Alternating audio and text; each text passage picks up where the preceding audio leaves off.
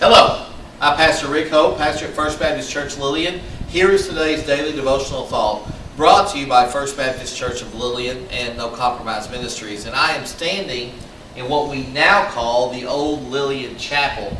This was First Baptist Church Lillian, the only sanctuary. When I came here 13 years ago, God gave these people the vision even before I got here, and they built a brand new chapel. But I still like to come here every now and then.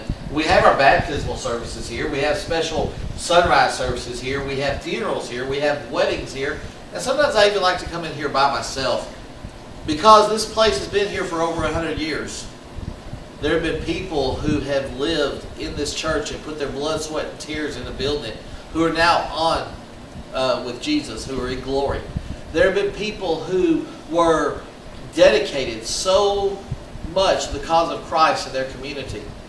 Those people were faithful. If you look at Hebrews chapter 11 and chapter 12, chapter 11 you have the great hall of faith. It talks about Gideon and Barak. It talks about Deborah. It talks about Samson. It talks about Abraham, and it talks about Isaac and Jacob. And it talks about these people who stood strong in their faith regardless. These are people who have gone before us.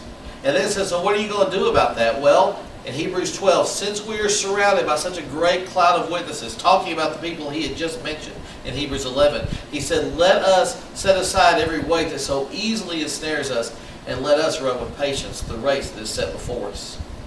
These people that used to be here, that are now in glory, had a legacy. They had a desire to build a kingdom that would point others to the kingdom. They wanted to see God glorified.